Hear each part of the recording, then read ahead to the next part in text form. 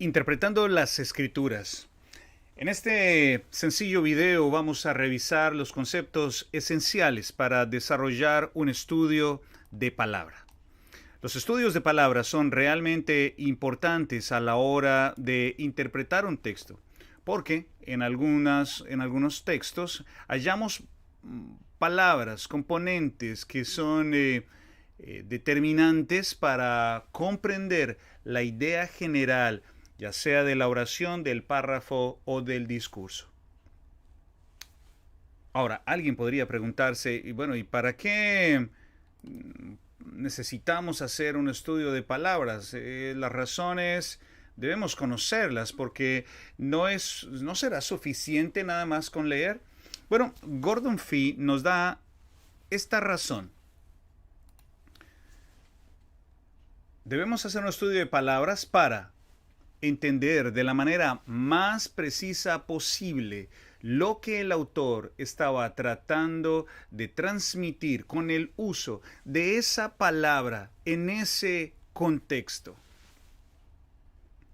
Debemos reconocer que las palabras son ladrillos en una gran construcción que es el texto.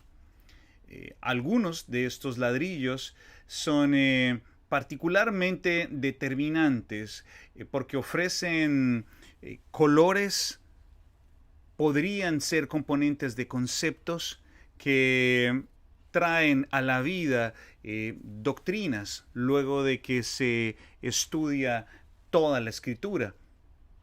Veremos unos ejemplos de esto más adelante. Pero los estudios de palabra también tienen ciertos riesgos y tienen riesgos porque podríamos desviarnos o sin saberlo, obstaculizarnos a nosotros mismos en nuestra empresa. ¿Cuáles son esos obstáculos? Bueno, vamos a estudiar uno de ellos y quizás el más importante. Y estoy hablando de las falacias, un término que probablemente con el cual ustedes probablemente ya están familiarizados. Una falacia consiste en el acto de llegar a una determinada conclusión errada a partir de proposiciones que no necesariamente son ciertas. Tenemos dos proposiciones y una conclusión. La primera de ellas es: las palabras tienen un significado. Proposición número 2: todos los significados se hallan en el diccionario. La conclusión: para encontrar el significado de una palabra hay que buscar en el diccionario. Como notarán ustedes, aunque es cierto que todas las palabras tienen un significado, no todos los significados se hallan en el diccionario.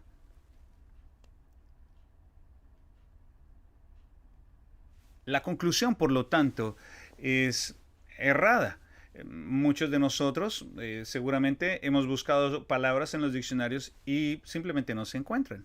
Número 1.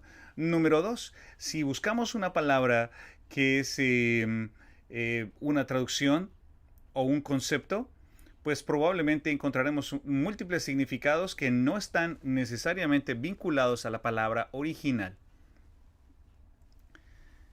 Scott Duvall y Daniel Hayes, en su libro Hermenéutica entendiendo la palabra de Dios, nos ofrecen varios tipos de falacia, nos explican estas falacias. Y aquí hay 7 tipos de falacias. Número 1, solo español. La falacia del solo español incluye la afirmación de leer solo en español porque es mi idioma. Y ahora juntos tenemos que reconocer que el texto de la palabra de Dios no fue escrito en español, sino en otros idiomas que fueron traducidos.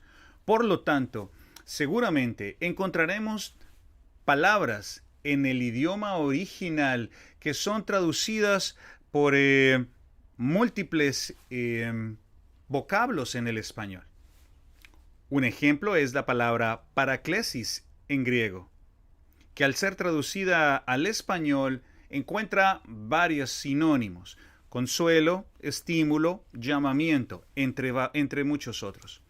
También tenemos palabras en griego que podrían traducirse a un solo vocablo en español. Por ejemplo, las palabras paregoría, paracaleo, perdón, y paramición pueden ser traducidas solamente como consuelo.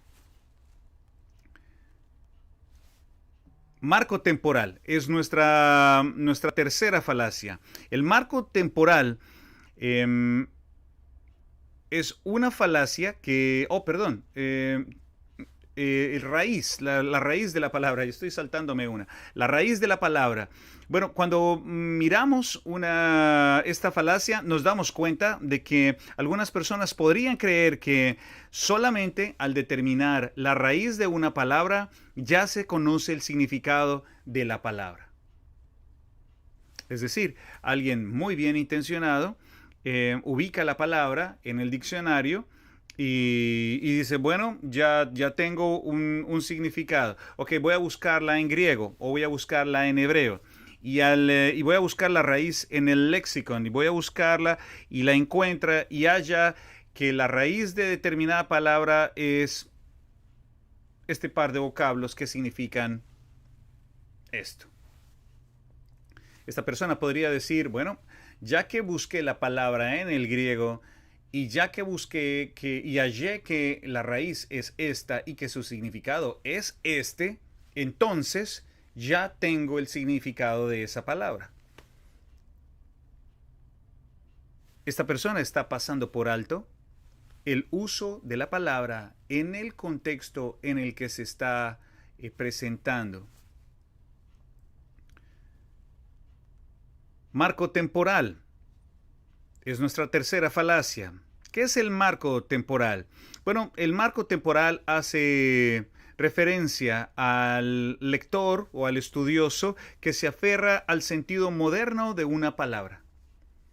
Un ejemplo presentado por D.A. Carson en su libro sobre falacias exegéticas menciona que hay predicadores que traducen la palabra dunamis como dinamita y se aferran al sentido moderno de la palabra dunamis, que es dinamita, o a la traducción moderna de la palabra dunamis, que es dinamita. Entonces, cuando se lee Romanos capítulo 1, versículo 16, ellos traducen algo así de manera resumida. El Evangelio es la dinamita de Dios. ¿En serio? Pablo estaba pensando en el concepto moderno de dinamita, que es un explosivo cuando ni siquiera se había inventado. Bueno, eso puede sonar muy elaborado, ¿no? La palabra dinamita, y se pueden hacer ilustraciones de cómo la dinamita vuela y de cómo la dinamita genera destrucción y la dinamita genera energía. Pero realmente Pablo estaba pensando en dinamita cuando la dinamita fue inventada en 1867 por Alfred Nobel, quizás haciendo unos números generales, digamos, unos 1800 años después. Usted debe sacar su conclusión. Falacia número 4, sobrecarga. La sobrecarga es una falacia en la que el lector o el intérprete atribuye a esa palabra que se está estudiando todos los significados posibles que se hallan en un diccionario. Es decir, la persona lee la palabra, busca la palabra en el diccionario, lee sus significados y algunos diccionarios son bastante amplios y descriptivos en el uso de las palabras y algunos de ellos pueden ofrecernos hasta 5, 6, 7 usos de la palabra en diferentes contextos, es decir, diferentes significados de esa misma palabra en diferentes contextos. Entonces, en esta sobrecarga, en esta falacia de la sobrecarga, el lector lo que hace es aplicar todos los significados a esa palabra y decir que esa palabra puede significar todas estas cosas. Falacia número 5. Cantidad de palabras. En la falacia sobre la cantidad de palabras, el lector o estudioso de la palabra podría darse a la tarea de considerar que ya que una palabra tiene cierto significado en varias escrituras, entonces en todas sus apariciones va a significar lo mismo. Palabra concepto es la falacia número 6. En la falacia palabra concepto, el lector o intérprete de las escrituras cree que todas las palabras o muchas de ellas necesariamente conllevan a un concepto. Piensen, por ejemplo, en la palabra eclesía, o un término que está muy en gran discusión, unos términos que están en gran discusión últimamente. Predestinar, elegir.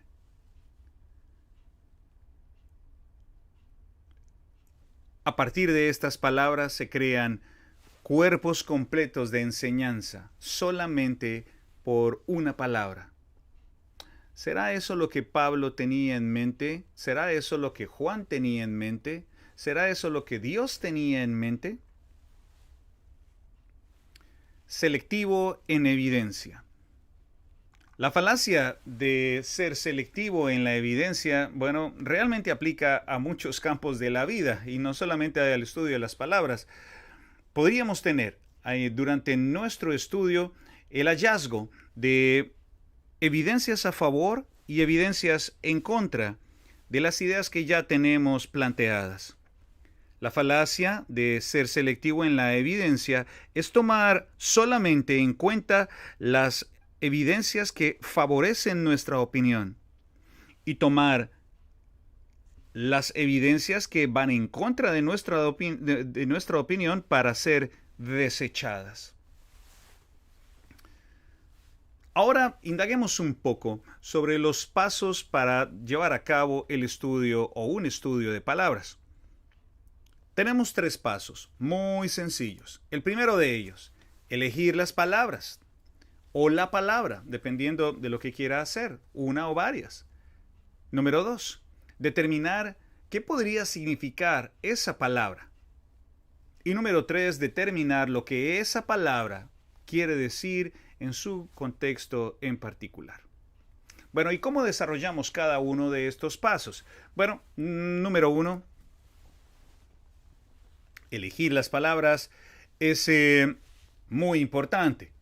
Porque cuando nosotros elegimos las palabras, tenemos que tener en cuenta algunas cosas.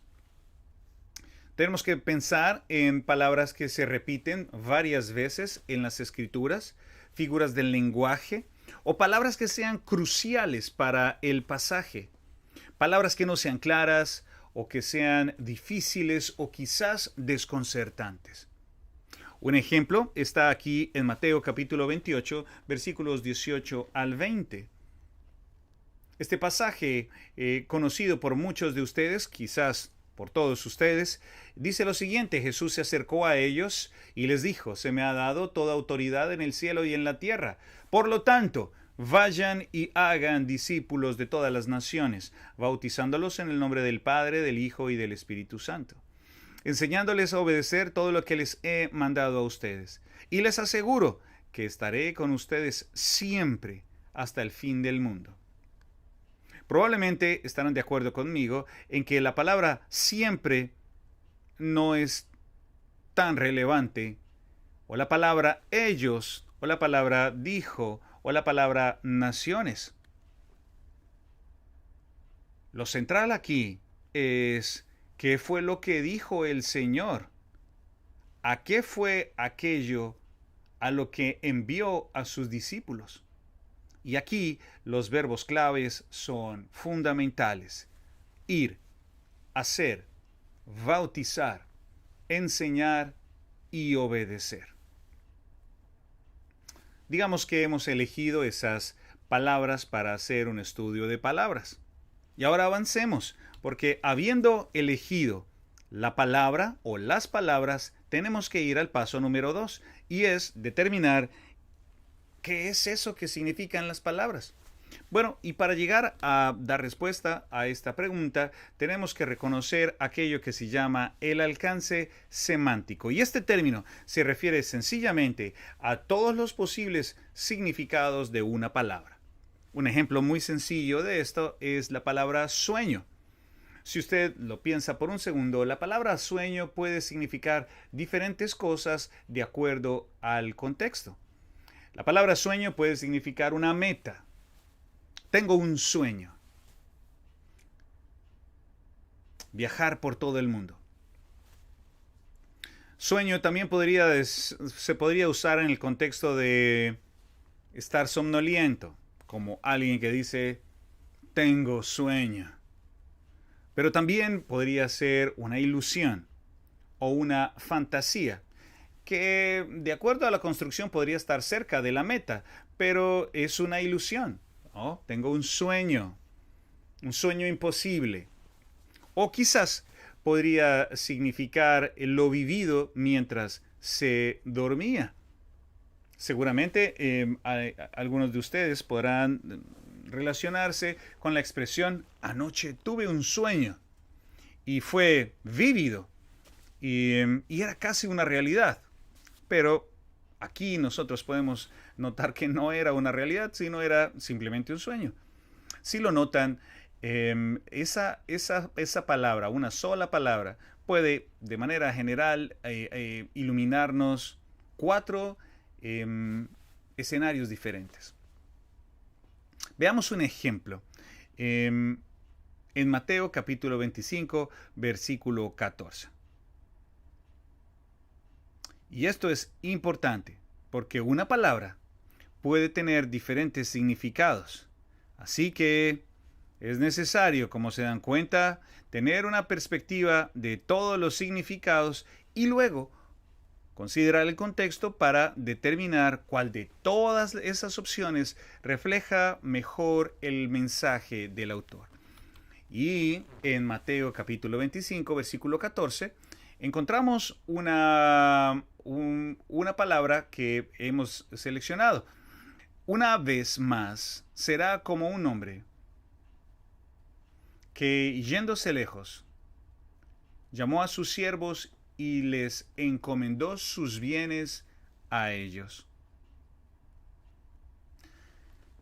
Esta palabra, pues probablemente ya usted la ha reconocido, está ubicada en una parábola donde un hombre encomienda a sus siervos los bienes que tiene. La palabra encomendar en el griego es la palabra paradidomi. Y aquí, ya habiendo elegido la palabra que vamos a estudiar, en este caso encomendar, vamos a buscar lo que esa palabra significa. Si usted encuentra una palabra que le pueda dar trabajo, pues quizás lo mejor es visitar un diccionario en español. Quiero contarles, de pronto en alguna oportunidad me han escuchado compartir esta experiencia. Cuando yo empecé a leer las escrituras, la Biblia, me encontré con una traducción que había en mi casa muy antigua, donde el español era bastante desactualizado. Y me frustraba un poco la lectura. Encontraba palabras que decían oísteis, fuisteis, vosotros, pero llegó el colmo cuando llegué a 2 de Timoteo, capítulo 3, versículos 16 y 17, y hallé la palabra redarguir. Y debo confesarles que jamás en mi vida había escuchado la palabra redarguir. Y de hecho, en aquel tiempo en el que los diccionarios eran impresos y no teníamos internet a la mano, pues teníamos que buscar un diccionario para poder entender esa palabra. Y si no había diccionario, pues quedaba uno como a la deriva. Hay palabras que probablemente usted pueda encontrar en las escrituras que le puedan generar un poco de dudas sobre qué significan aún en español. Así que quizás pueda ser útil una primera visita para estar seguro de que usted está entendiendo correctamente esa palabra. Y en este caso, la Real Academia de la Lengua menciona que, o define que la palabra encomendar significa encargar algo a alguien o dar encomienda de algo o enviar recados o saludos o ponerse en manos de alguien. Eso es en español. Ahora, si buscamos la palabra paradidomi en griego, pues encontraremos que tiene un uso bastante amplio. Puede significar entregar algo a alguien, puede significar entregar a alguien el control de otra persona, e incluso puede significar traicionar, elogiar o cometer, transmitir una enseñanza tradicional o otorgar a alguien la oportunidad de hacer algo. También se usa para pedir permiso. Así que no podríamos decir que la palabra significa traicionar. No podríamos decir que la palabra nunca significó eso. Bueno, aquí viene algo muy, muy importante. ¿Qué debo hacer? Bueno, lo primero que debemos hacer es evitar la tentación de escoger solamente un significado de una lista posible de significados. Es decir, usted abre su diccionario teológico o su diccionario, su lexicon y ve la lista de palabras y dice, voy a escoger uno de todos estos. No evite la tentación de agarrar cualquiera, porque puede ser que vaya en una dirección incierta. Recuerde siempre que recuerde siempre la palabra en el idioma original y la traducción de la palabra. En su trabajo de determinar el significado de esa palabra, pues usted debe encontrar un equilibrio entre lo que significó la palabra en el idioma original y lo que ha sido traducido. Y aquí, queridos amigos, viene el principio más importante de la interpretación bíblica. Adivinen cuál es. Me refiero al contexto. El contexto determina el significado. Estoy seguro que usted ya está al tanto de que muchas personas han usado una sola palabra para hacer toda una enseñanza, desconociendo por completo el contexto en que esa palabra se encuentra ubicada. El principio más importante de la interpretación bíblica es que el contexto determina el significado. Hay un círculo de contexto que debemos tener en cuenta. Miren, si ustedes tienen, por ejemplo, una palabra, vamos a usar la palabra elegir, una palabra popular ahora.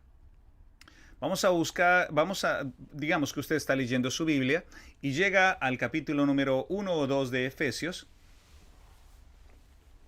y lee que fuimos elegidos. Y dice, bueno, ¿y eso qué significa? ¿Qué significa ser elegido? Su tarea es estudiar la palabra y luego visitar el contexto inmediato, que ya usted sabe cuál es. Las palabras, las oraciones, los párrafos y los discursos que están antes y después del lugar donde está esa palabra. Ese es el contexto inmediato. Luego, usted amplía un poco más su búsqueda, su indagación y explora esa palabra en el mismo libro.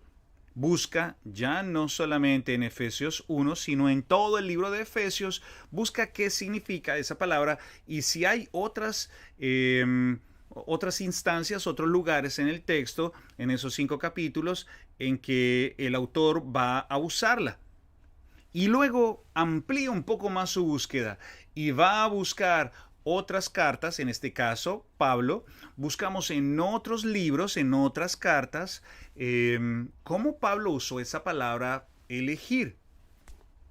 Y luego para conocer un poco mejor esta palabra, usted va al mismo tipo de texto, y me estoy refiriendo a epístolas, pero busca otro autor del Nuevo Testamento. Por ejemplo, usted va a buscar la epístola de Pedro, el uso que Pedro le dio a la palabra elegir, el uso que Juan le dio a la palabra elegir, el uso que Judas le dio a la palabra elegir y, por supuesto, los evangelios y luego todo el Nuevo Testamento, incluyendo Hechos, incluyendo Apocalipsis, incluyendo los evangelios. Ahora, de esa manera usted va a tener una perspectiva amplia y mucho más precisa de lo que puede significar y lo que definitivamente no va a significar su palabra. Ahora, hagamos un ejemplo y busquemos, hagamos un ejercicio completo de la palabra presentar en Romanos en el capítulo número 12, en el versículo número 1. Y nuestra tarea pues se acorta un poco en el paso 1, ya que ya hemos elegido la palabra para este ejercicio. Así que, hermanos, os ruego por las misericordias de Dios que presentéis vuestros cuerpos en sacrificio vivo, santo, agradable a Dios, que es vuestro culto racional. No os conforméis a este siglo, sino que transformaos por medio de la renovación de vuestro entendimiento, para que comprobéis cuál sea la buena voluntad de Dios, agradable y perfecta.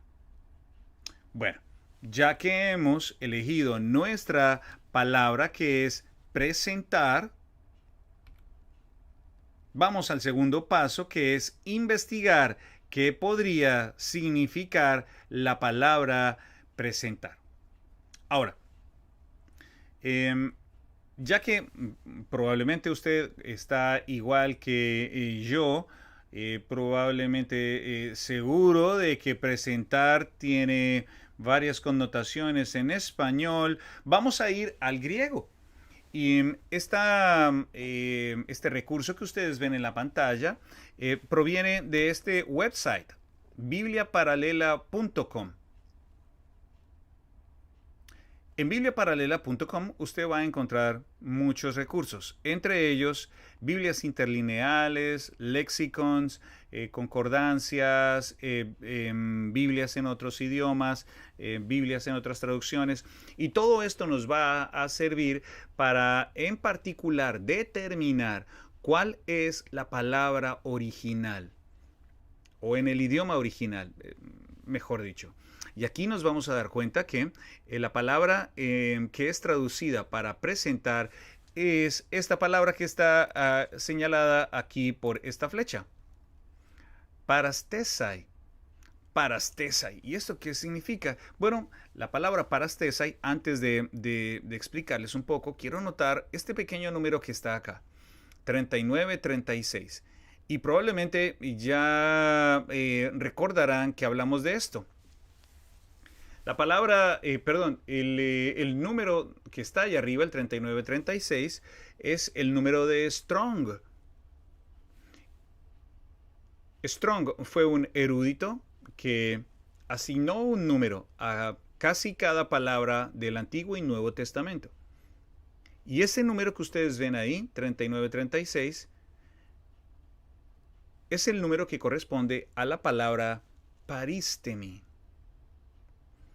Cuando usted busca la concordancia de Strong, los va a llevar a esa palabra en particular y le va a dar el significado y le va a dar la raíz. Esta palabra que ustedes ven ahí, parastesai, es una palabra que está en aoristo.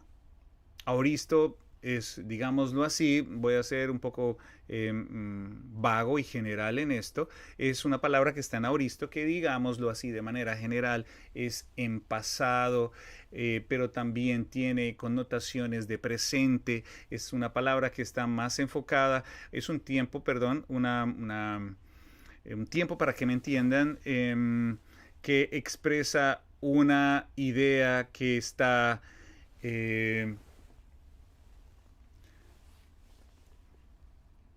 incompleta. ¿Por qué les digo esto? Bueno, nosotros en español simplemente tenemos presente, pasado y futuro, ¿cierto? algunas acciones se han realizado en el pasado, otras acciones se han realizado en el presente y otras, se están llevando a cabo en el presente y otras se llevarán a cabo en el futuro, porque es futuro, por supuesto.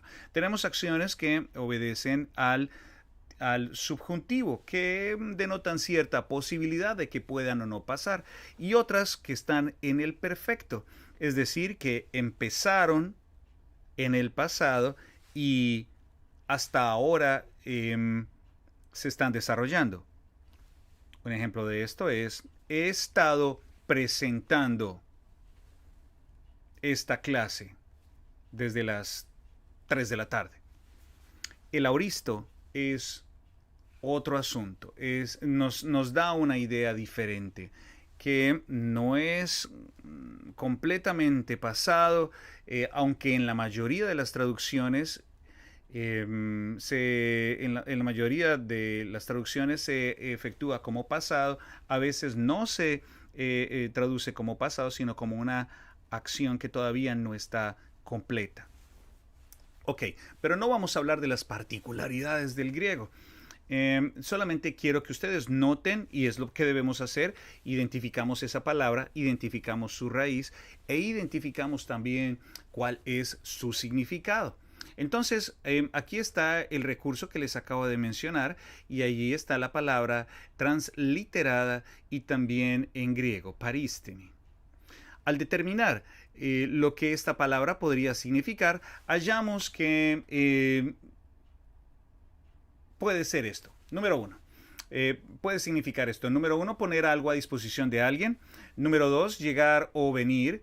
Número 3, presentar una persona a otra. Número 4, proporcionar. Y número 5, ayudar. Estos son los significados. Ya elegimos la palabra. Paso número 1. Paso número 2, determinamos lo que podía significar la palabra. Y ahora, paso número 3, tenemos que decidir lo que la palabra significa en su contexto. Y de todas esas opciones, probablemente las más cercanas son estas dos: poner a disposición de otra persona algo, o presentar a alguien a otra persona. De acuerdo a lo que estuvimos estudiando, tenemos que revisar un poquito el contexto anterior, el inmediato, en el libro.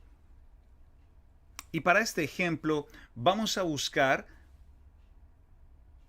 otras escrituras en las que la palabra paristemi